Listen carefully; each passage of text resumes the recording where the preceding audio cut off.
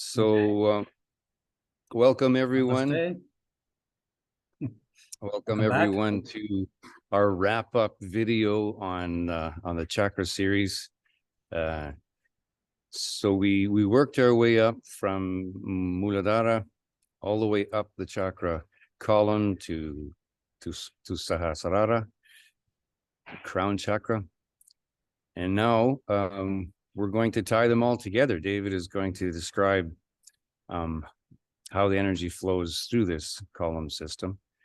And so you mentioned, David, that we did the videos from the bottom up, and you want to start talking about it from the top down. Yeah, the top down is the way things are developing. And this is the whole Eastern philosophy of where does everything come from? And it comes from this primeval field of consciousness that permeates the universe and into which the whole universe is created, kind of like creating a dreamscape. And the fundamentals at the top of the ladder, it's the consciousness itself, Purusha, the consciousness of the entire universe. And this would be essentially up in this realm of 7, 8, and 9. And in the universe, we have the cause and effect, the source and the destiny we talked about in the last video. The energy flowing from the 9th to the 8th, constantly in this flow. All the frequencies are there, and your consciousness, without being incarnated in a human body, is floating around in this ocean in a state of absolute orgasmic bliss. You could call it the kingdom of heaven, or it might be a tantric heaven. It's a beautiful place to be floating around, swimming around. Now we get to the 7th chakra, and we're in this consciousness at the top of the head, crown chakra, and from here, our consciousness is directed downwards. From the unimaginable field of the electromagnetic ocean, we incarnate, and we become more and more limited as to how much of this energy we can feel and experience.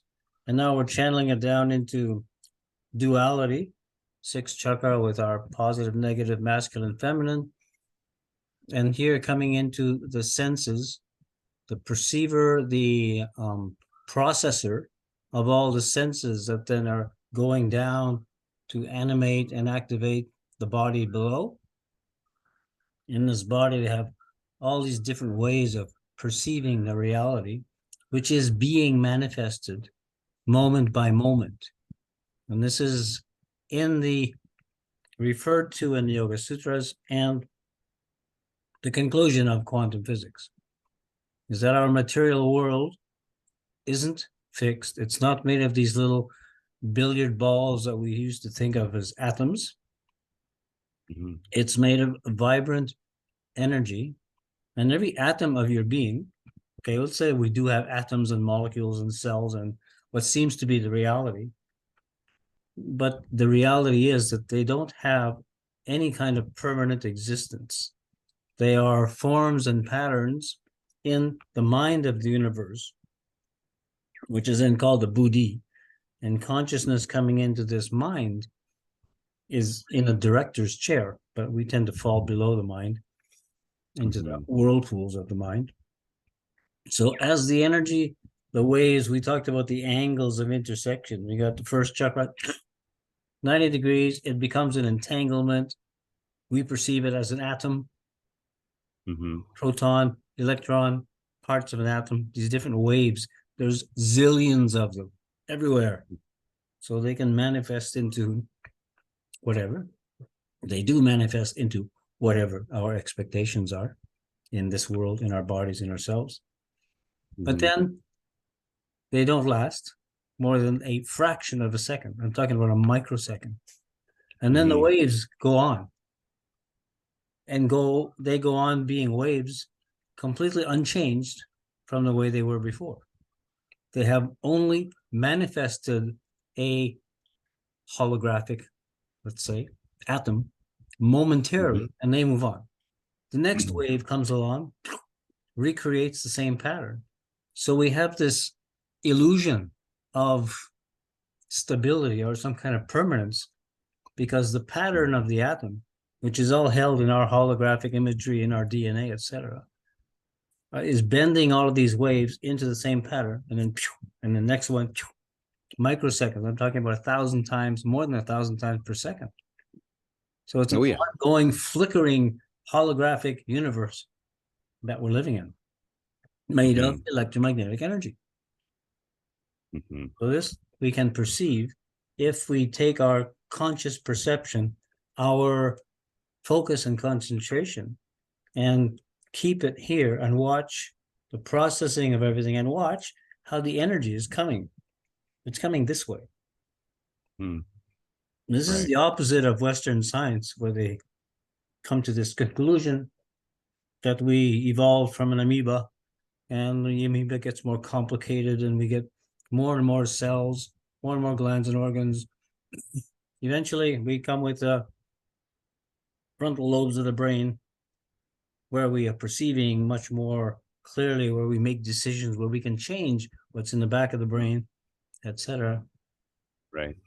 Building it from the bottom up, right? And from there, because of that, consciousness suddenly is there.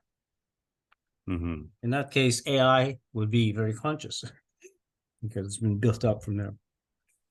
So this opposite view, it's all coming from the consciousness of the universe, coming through the imaginative mind of the Buddhi, and then manifesting into everything below there. So the mind is divided into Buddhi and Manas, two levels of mind, okay? The top one, Buddhi, is connected to all this field of knowledge of the whole universe. The bottom is limited by sensory information. Manas is the perceiver of senses, seeing, hearing, feeling, touching, smelling, tasting, all of these things we perceive through our body. And that gives us the illusion that we're in the body. We're having this body experience. And it creates a barrier, which is called ahamkara, sometimes translated as ego or individuality, where we're no longer seeing that connection and we're just experiencing life here. I like to taste my food. The air smells good today. It's not polluted. I can see the beauty of the beach and the palm trees. You know, so I'm in this experience with my eyes. But there is a phase of physicality of this incarnation that is that, right? Just appreciating, experiencing and sensing. I mean, we wouldn't come with these this incredible sensing machine, sensing devices if we didn't need to use it at all. But we get we get hooked on it, right? It becomes that addiction. Yeah. Why do we use it? What's it for?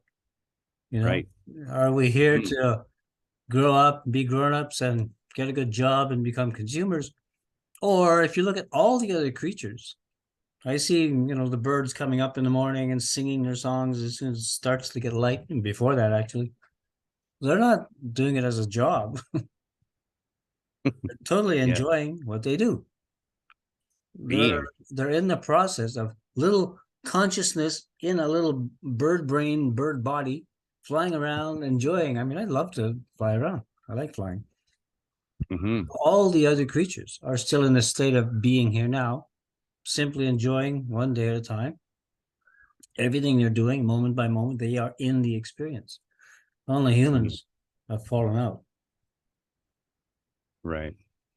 Yeah, or got caught up in a set of definitions and mental constructs that we have built, you know, that we've set for ourselves. Yeah.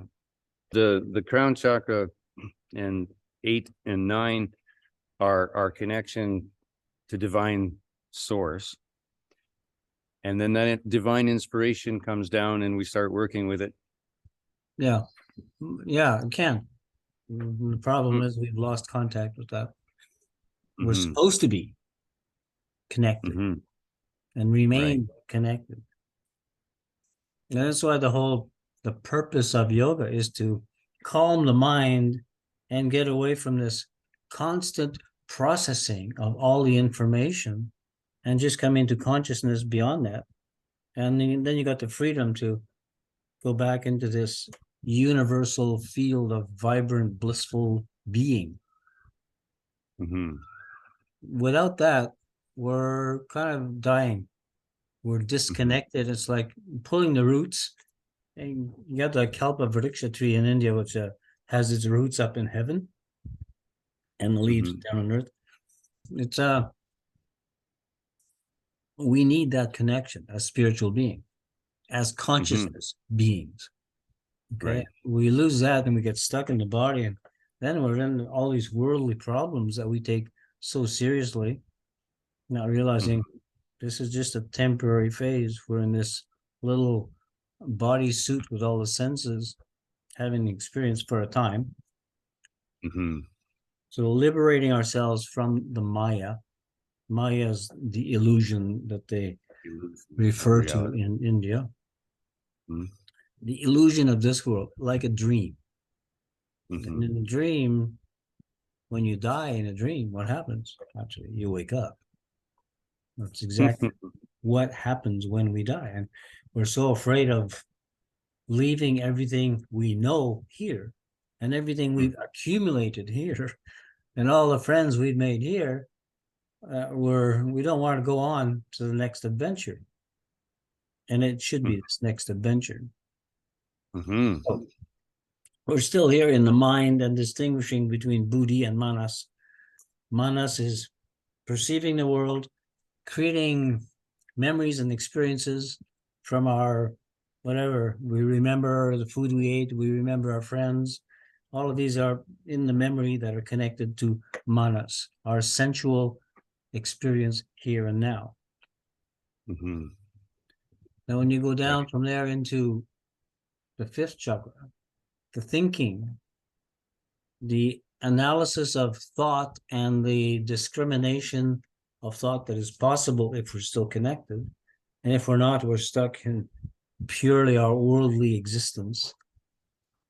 And in this existence, we are thinking, using verbal thought to portray. And what we're doing with this is actually taking these cosmic rays coming in, this field of informational electromagnetic energy, and we're bending it, molding it into what we want to perceive, what we expect to perceive. This is how we are creating through this thinking process. And everybody thinks, oh, well, I'm thinking all the time, aren't you? I couldn't stop thinking last night. Again, like we were saying, the mind out of control is not a useful tool. So gaining access and control of the verbal process. And then Raja Yoga comes in with, well, let's focus on the vision. Let's focus on feeling. Let's focus on thinking. So you learn to see these different properties, qualities, and tools of the mind. And then you start creating the life you want. That's the idea, right? Is understanding that inspiration and imagination and ideas come down into thoughts. Thoughts are electrical energy and impulses, which connect to that electromagnetic field that you're talking about, and that we can in fact become directors of those thoughts and those ideas, right? And choose what it is that we want to create in the physical realm. I mean, to a degree. To quite a degree. And the problem arises that how much of our information is coming from the senses and the world that we seem to be living in out here, and coming from other people telling us this, educating us about that. So then your mind and your possibilities keeps choosing from what you know, and not from the unknown. The unknown is where we go with quantum physics into, it's all made of electromagnetic waves, which don't have a fixed thing. They don't come preconceived. They are moldable energy. And you can use it to shine this. You can use this energy to amplify a thought. You can create things. And when your mind is out of control, this energy is still coming in, but you're associating it with the thought of my mother died of cancer and it's in the family. So then this energy, which is potential, infinite potential, is molded into this stupid thought that you were told that there's hereditary diseases and you are likely da-da-da-da. So the belief system is a very strong part of Vishuddha Chakra. This is the chakra in which we build our belief system, or in most people's cases, it has been built for us. Here you are. This is what you must believe. Yeah. And then you look at that from religion. You must believe in this.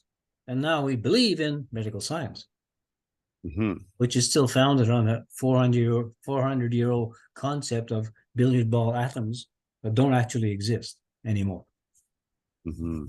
Yeah. So the potential and what happens? That's right. And what happens is that people get looped into these thought patterns that you just mentioned, these belief systems of heredity, for instance, inheriting disease. And they do it so much, they imagine it so much, they believe it so much that they actually create it. Exactly. It's exactly how it works. And then after creating it, you see, then it's the justification and you go, see, yeah, I did inherit it, right? And then you got to spend how much time trying to solve the problem that you just created without even relating or understanding how it was created. This is the big missing link in our education, is that the truth has been kind of denied. Yeah.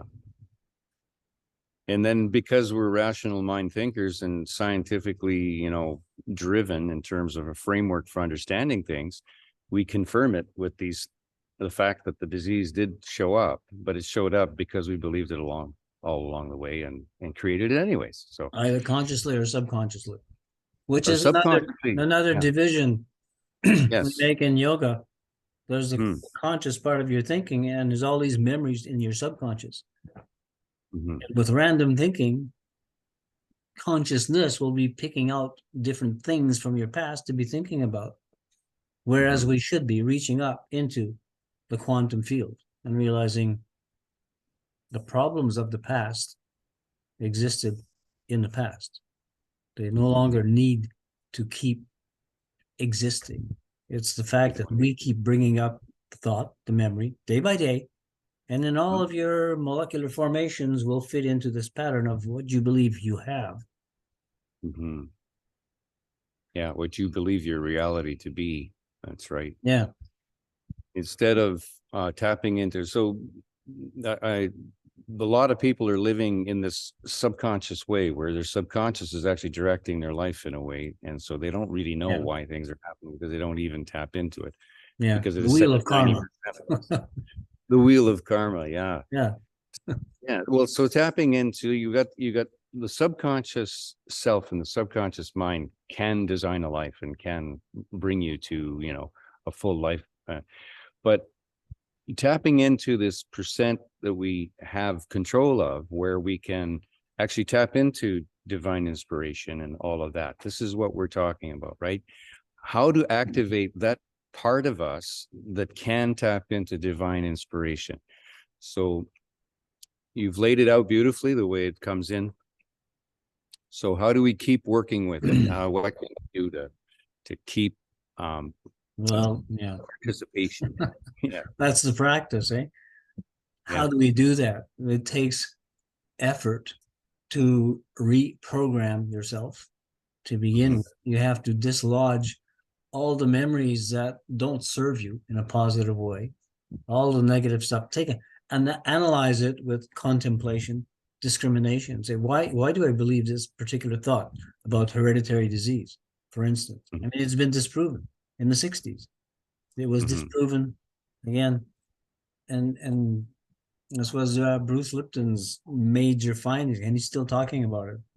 It's like the reality is we are not subject to genetic inheritance. We are the programmers of our own genes, the epigenetic side of things. And this is, Right. again, the role of conscious mind. It's the programmer for the subconscious mind. So whatever programs you have in your subconscious, you take responsibility for. You look at it and say, whoa, I need to update this program. Very much like we do with computer programs. We've learned to do it with computer programs, with our iPhones, with our gadgets, and we don't realize, well, we're functioning in the same way here. You consciously decide what you want to believe in, and you can base that on the scientific reality of quantum physics. Now, just doing that in your head and your imagination is halfway. The other half is you have to feel the energy. And this is what brings us back down into the fourth chakra, the sense for which is feeling. If you can feel the vibration of this energy, you've got your hands on it. And you can change the feeling. You can do that by changing the sound, the frequency, which you do at the thought level. At the feeling level, you're observing, how does this emotionally feel? Emotion is energy in motion. Let's go back to that. Anything you're feeling is a vibration. It's energy vibrating, and your molecules are all vibrating. So in Anahata Chakra, we go down to this level of feeling our own chemistry, analyzing our own chemistry. And if it feels good, okay, let's continue that. If this particular hormone makes me feel bad, I'm going to change it. You become aware of it by feeling. You do techniques. Breathing techniques are a very powerful way of remolding the energy. But your mind has to be involved with the overview of what's the vibration. How does this sound in thought? How does it feel in emotion? And you go in and you start changing these things. Now, there's a lot of different techniques that are used for this.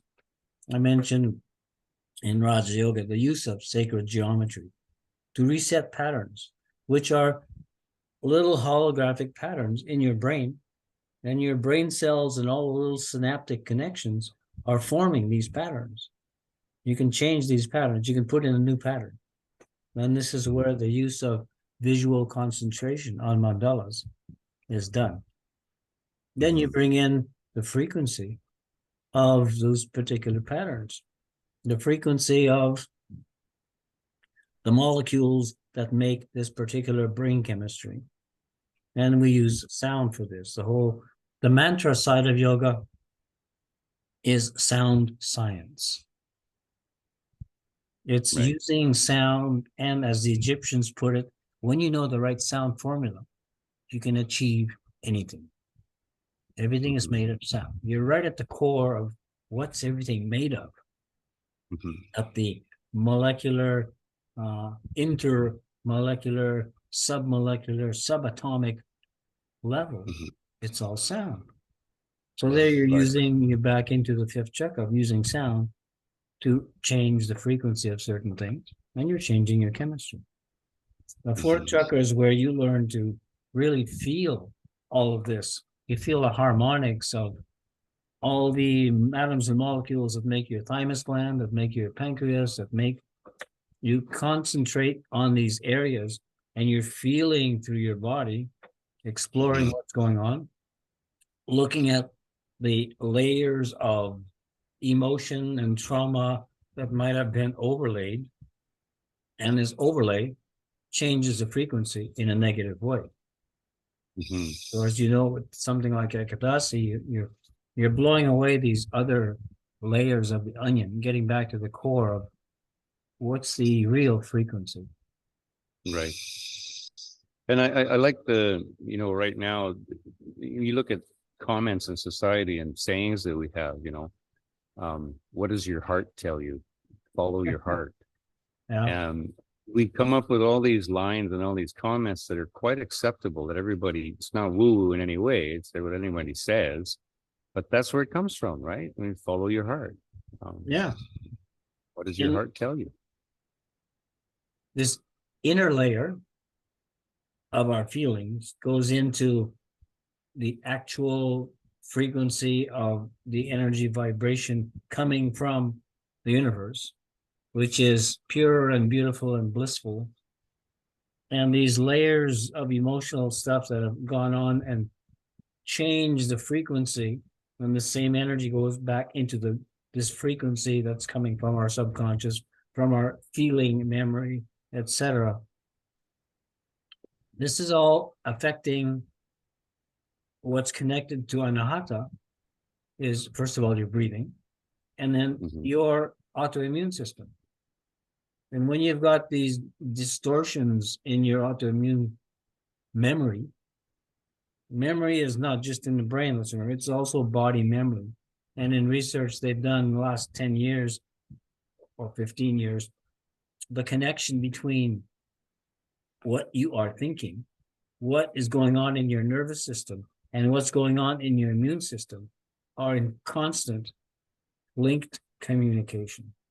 Every thought you have is creating or twisting your chemistry, the chemistry of your white blood cells, either making them more powerful and capable, or else they get the sensation feeling, I can't do this. And that's a mental concept coming from, oh, you were told when you were a child you were stupid, you couldn't do things. That will eventually be hitting your white blood cells, and they'll say, oh, we can't defeat this particular bug or that virus or these cells that are going out of control and multiplying. We can't really stop them. We don't have the power. This connection, this is the mind-body connection. You look at it in yoga and you realize, whoa, I have a lot of negative thoughts. I have this lack of confidence that could really destroy me eventually, and it will, if you do not look into it and disable that possibility. These are possibilities coming from the negativity of the past. You reach into a new possibility. Oh, I can change the frequency of my white blood cells. I can give them confidence by developing my own confidence. All of these mind-body connections going through the chakras to every body system are the reality of really understanding yoga. Right. So what we're talking about as well here a lot is all the ingredients, the influence and the source necessary to bring down to the chakras of creation or of physicality, of, bringing down that influence, that body-mind connection really, anahata is right in the middle there. Yeah. And so now as we learn to tap into this divine source and divine, vision and imagination, we bring it down and we have to create something with that. So that's the rest of the process here that we're talking about, right? Yeah. And we drop down into the third chakra, which is the chakra of the empowerment, the solar power that we have to create, to manifest, to shine our light, to do things, to bring action in the world. So now we're coming more extroverted, doing things in the material world, empowering ourselves to be able to do everything. And we get this sense of confidence when we're still connected and we're tapping into the universal, the force, let's say. It's all a huge amount of energy that we have access to that we've lost our connection to. But once we regain this connection, you can go in every morning and take it in with the breath, charge up, and create a vision for your day. And vision for the day is connected to Manipura. The eyes, the sense of seeing, are connected to Manipura, our source of power, our source of action, our creativity, our independent ability to just do spontaneously and go for it. So if we're connected down to this level, well, we can be amazingly creative and do things and, write books and make videos and build centers and do all these things. Right. Yeah. The fire, the chakra of getting things done and doing and being driven, all of that. Yeah, it's the real doer's chakra. And it's connected to our digestive system, which then activates the body to digest food, to liberate energy, to rebuild, and to go for it. So that's all working together. And if we don't have the confidence, we don't have the vision, we don't know what we want to do. Well, what's your digestive system going to do? It's not sure. Like the immune system wasn't sure. And then Yeah. eventually, over a period of time, well, your pancreas that's making most of your digestive enzymes, plus the insulin, etc., for the cells to access the energy, that becomes dysfunctional because, well, I don't really have a vision for my life. I just did what everyone else wanted me to do. So your own vision, your own path are very connected to action in the world with Manipura. Again, if you are connected to that divine source, you get your inspiration of what are your possibilities. Wow, that can be amazing. Right. But then we drop below to the second chakra. The second chakra is social influence. What has been your social influence? Here we get into the belief system that came from our educational system, from our parents, from our school teachers, from our peer group, from television. Major programmer that's been around now for half a century plus. And it's where we go draw cooperation and connection to others and drawing together the ingredients and the people and the influences that we need to create, right? Yeah. So it's a delicate place, and it can be good, it can be bad, yeah. A lot of manipulation happens at that level, right? Yeah. So this is where a good educational system that teaches reality of the energetic world, of how we are in charge of it, needs to come into place, because we're still going on the victim role of life happens, shit happens.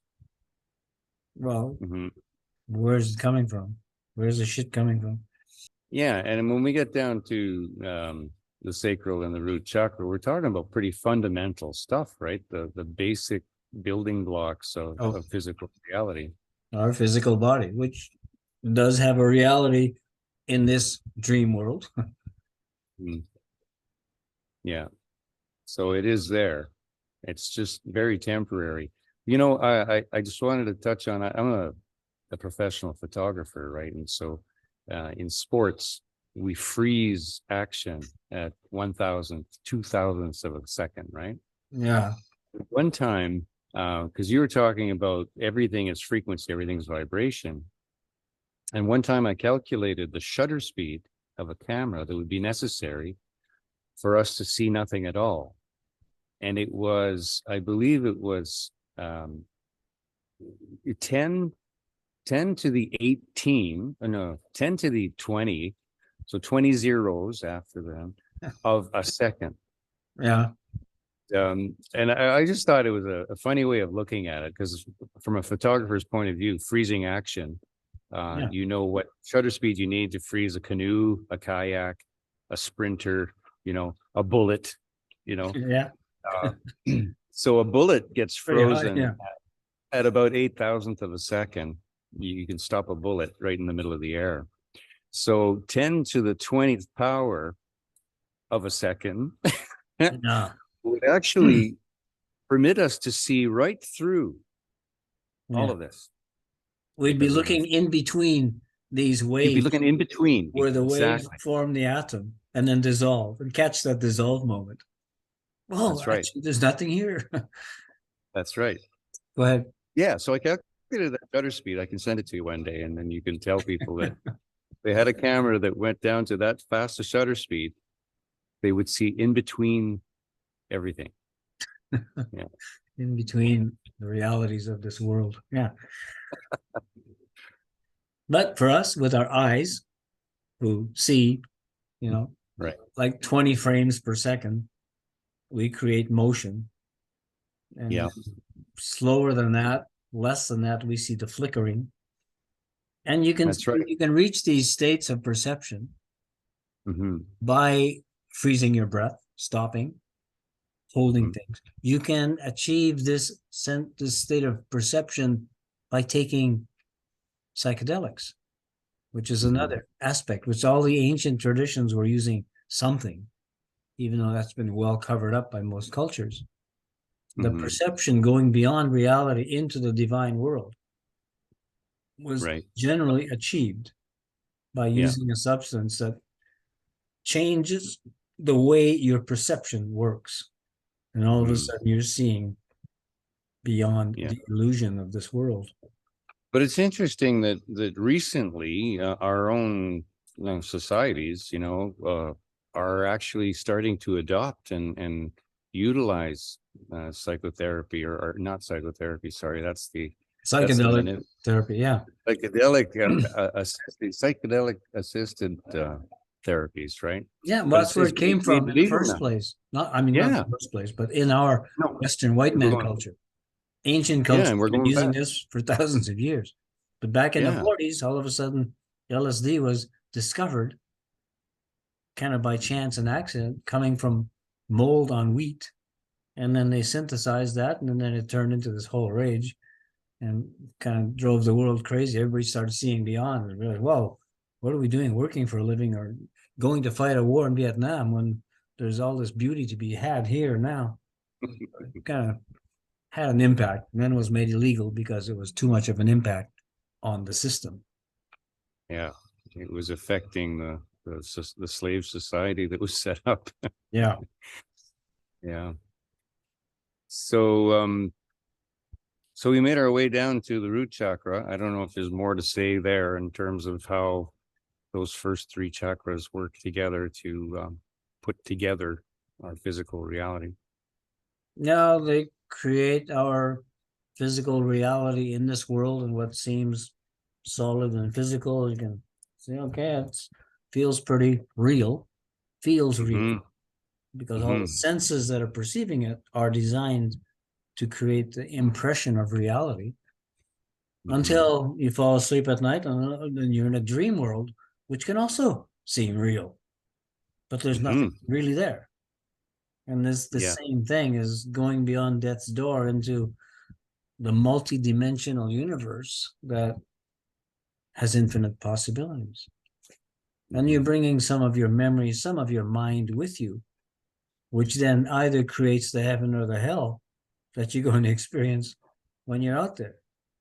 If you've been doing shitty things that you felt guilty about or felt stupid about all your life, and then you die with that memory, you end up in a pretty strange place. So we're still creators at that point. We're creators, and I think one idea that I just like to bring to the forefront is the fact that a lot of modern therapy and a lot of approaches is to deal with trauma. Trauma is like the word of the decade. I mean, everybody's focusing on trauma, right? Yeah. And so what happens is people go back into their trauma. They bring their trauma back into the present moment. And the mind doesn't know the difference between a memory and the present moment. It basically is just working with the image that you're bringing in. Yeah, right. And so people are reliving their traumas, reliving their problems, reliving their fears, reliving the disease they think they have, and all of that. And that's how it's created, right? This is what we're over and over again. Over and over again. Day after day, yeah. That's it. That's the reality that we need to come to understand, that reality. And then we can change things. Then we can make this quantum leap into all of these energy waves are following my direction. They're filtering through my subconscious and coming with misinformation about how I need to be. I am not my past. Everything is being remanufactured at the physical level, moment by moment. So when you realize you can change how it's being recreated, then your disease can dissolve as soon as you forget about it. But the memory of it will recreate. This is the idea of infinite potential, right? Exactly. Yeah. Tapping into that particular thing. And I want to footnote what I said about trauma and memories with, it's not about not acknowledging that it ever happened. It's not about denial. It's Right. once one has identified a trauma, one can deal with it. One must, accept that it happened, awareness that it happened. And now, acknowledge that it happened and then be ready now to move on. And it's the move on part that people are having a real difficulty with, and that are, in fact, even our society of healers is having a problem with, because they stay so focused on the history. Yeah. This island is full of healers. Yeah. Everybody has trauma. Everybody has something to heal. So that's kind Yeah. of looking backwards a little too much. And, Yeah. and when we're doing a process in yoga, such as the Ekadasi, you are looking at your past, but you're looking at it from a perspective of, what did I learn from this experience? Right. If you get the lesson of what you had learned in your own experience of it, and in your relation with others, and what you learned about other people, how they behave, all of these things, if you learn, you don't have to recreate this experience, and you don't have to dwell on it. Oh, No. I understand. Human nature is programmed, and people behave according to the programs that they were given, whether that's they're liars, they're thieves, they're molesters, they're aggressive. They were programmed with that, and they just repeat the program. Right. You see this, and you see this in your own life. It's okay, I'm going to change some of my programs here. I don't want to be addicted to cigarettes because I saw that all my life. My parents smoked a lot and blah, blah, blah. And change the program. And this is the role of a conscious mind, changing the subconscious program, creating something new and better. I'm going to learn how to breathe deep instead of smoking. And on that note, did you ever notice when people smoke, they breathe deep? They go, Yeah. that's the time they take a deep breath. And it's a bad one. So change that. Simply change that. Do away with the cigarette and do the same thing. And you'll feel much better.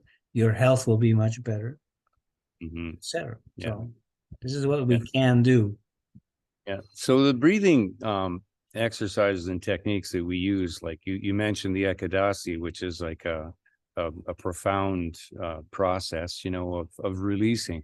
And the word release is the key here. I mean, once you've found this lodged memory, this stored memory, this stored information that you no longer need, it's about releasing it. So people are stuck. Letting it go. Yeah. Yeah.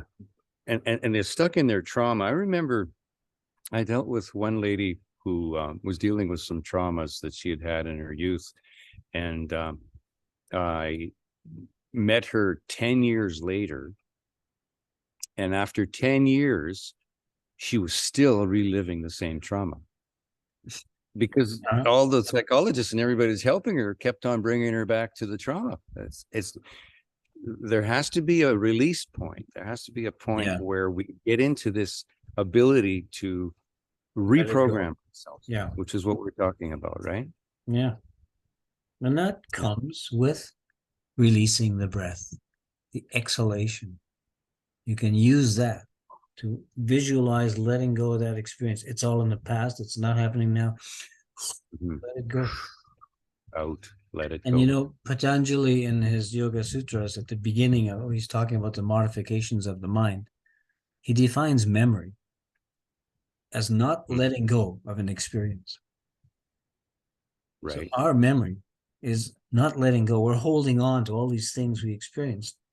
And instead of being in the moment, the mind keeps regurgitating this old stuff, overlaying it to the present situation, creating expectations in the present situation, etc. So all of this can be changed. To the point where the memory is no longer even the original memory. It's just completely transformed by being brought in, thought again, a tainted version.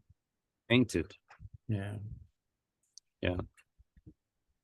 So again, the thing that people need to, understand about the process is that it's with intention and attention and effort that we come to this new understanding, this new way of functioning, right? Yeah.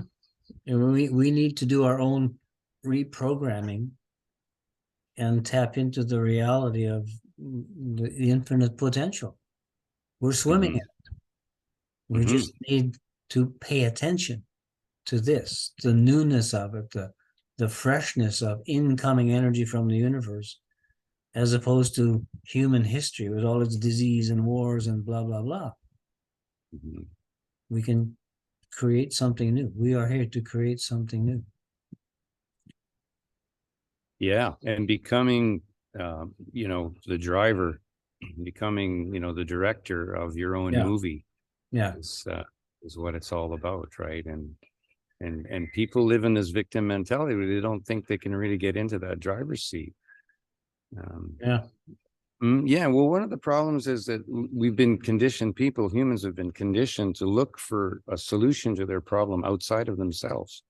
That's what drugs are. That's what, pharmaceuticals are. That's what. But we go to school, in our education, we're taught to problem solve. We spend our lives looking for problems to solve. There was no problem originally. So why was it problems? Let's be, live, and be like the birds and all the other monkeys that come around here, just enjoying every day, looking for food on each tree and whatever. Yeah. Simple living, minimalistic. But we have complicated everything so much. Yeah. But one of the fundamental shifts, right, is that going and looking for solutions outside oneself is not the way. And what we do is we help people turn into finding answers within themselves. And we just described, you just from divine inspiration all the way down, what the process is if a person gets into that driver's seat, right? Yeah. And staying in that driver's seat, staying connected to the infinite potential, to the infinite energy world. That, like I say, we're swimming in it and see less than 1% of this energy, but it's here.